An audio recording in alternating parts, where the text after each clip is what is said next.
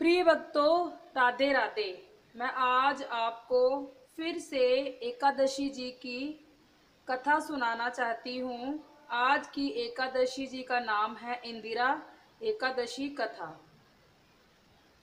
भगवान श्री कृष्ण की भक्ति से बाबरिहिल होकर अर्जुन ने कहा, हे प्रभु, अब आप कृपा कर अश्विन मास के कृष्ण पक्ष की एकादशी की कथा को कहिए।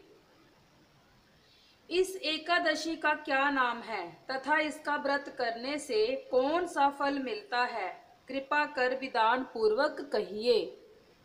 कह रहे हैं, अर्जुन भगवान श्री कृष्ण से कह रहे हैं। भगवान श्री कृष्ण ने अर्जुन से कहा, हे धनुधर, अश्विनी माह के कृष्ण पक्ष की एकादशी का नाम इंदिरा है। इस एकादशी का व्रत करने से सभी पाप नष्ट हो जाते हैं। नरक में गए हुए पितरों का उद्धार हो जाता है। हे अर्जुन, इस एकादशी की कथा के श्रवण मात्र से ही मनुष्य को अनंत फल की प्राप्ति होती है। श्रवण का मतलब होता है सुनने से ही। मैं ये कथा सुनाता हूँ, तुम ध्यान पूर्वक श्रवण करो। तुम ध्यान पूर्वक इस कथा को सुनो। भगवान श्री कृष्ण किससे कहते हैं? अर्जुन से। सतयुग में महिष्मति नाम की नगरी में इंद्रसेन नाम का एक प्रतापी राजा राज्य करता था। वह पुत्र पौत्र धन धान्य आदि से पूर्ण था। उसके शत्रु सदैव उससे भयभीत रहते थे। एक दिन राजा अपनी राज्य सभा में सुखपूर्वक बैठा था कि महर्षि नारद वहां आ गए। नारद जी को देखकर राजा आसन से उठा, प्रणाम करके उन्हें आदर सहित आसन दिया। तब महर्षि नारद ने कहा, हे राजन, आपके राज्य में सब कुशल से तो है। मैं आपकी धर्म परायणता देखकर अत्यंत प्रसन्न हूँ। राजा ने कहा, हे देवऋषि, आपकी कृपा से मेरे राज्य में सब कुशल पूर्वक है तथा आपकी कृपा से मेरे सभी यज्ञ कर्म आदि सफल हो गए हैं। हे महर्षि, अब आप कृपा कर ये बताइए कि आपका यहाँ आगमन किस प्रयोजन से हुआ है। मैं आपकी क्या सेवा करूं?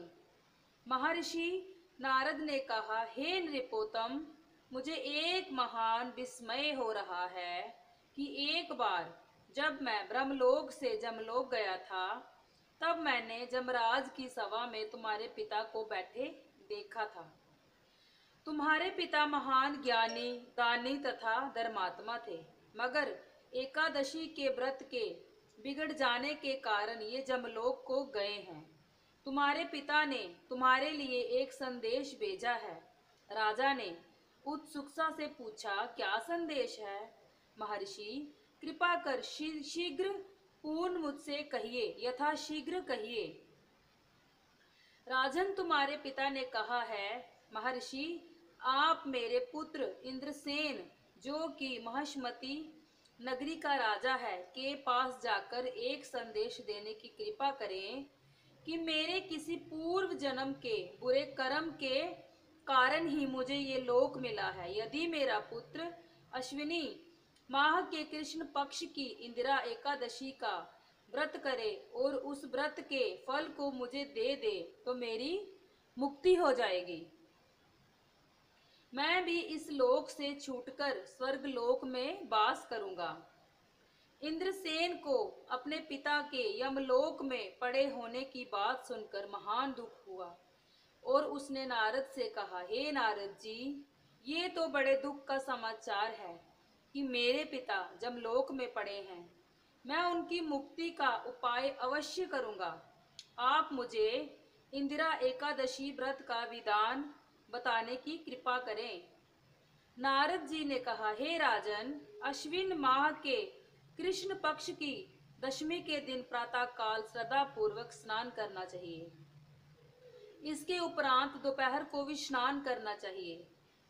उस समय जल से निकलकर श्रद्धा पूर्वक पितरों का श्राद्ध करें और उस दिन एक समय भोजन करें और रात्रि को पृथ्वी पर शयन करें।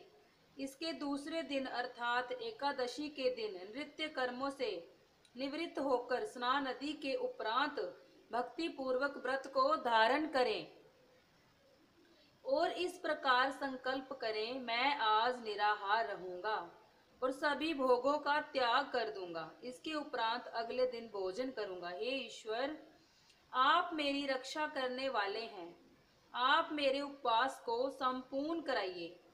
इस प्रकार आचरण करके दोपहर को शालिग्राम जी की प्रतिमा को स्थापित करें और ब्राह्मण को बुलाकर भोजन कराएं तथा दक्षिणा दें।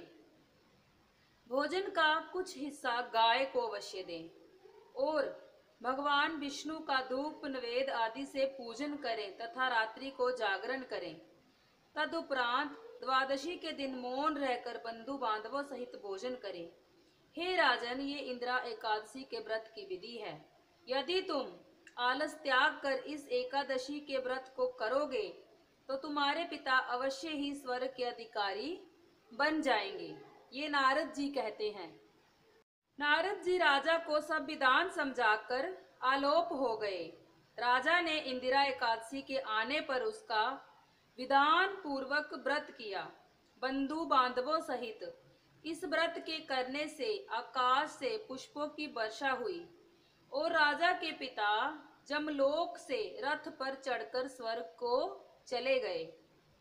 इस एकादशी के प्रभाव से राजा इंद्रसेन भी इहलोक में सुख भोग कर अंत में स्वर्गलोक को गए।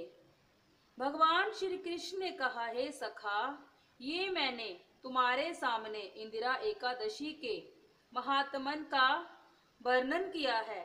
इस कथा के पढ़ने व सुनने मात्र से ही सभी पापों का शमन हो जाता है, सारे पाप नष्ट हो जाते हैं, सारे जो दुख हैं वो नष्ट हो जाते हैं और अंत में मनुष्य स्वर्गलोक का अधिकारी बनता है।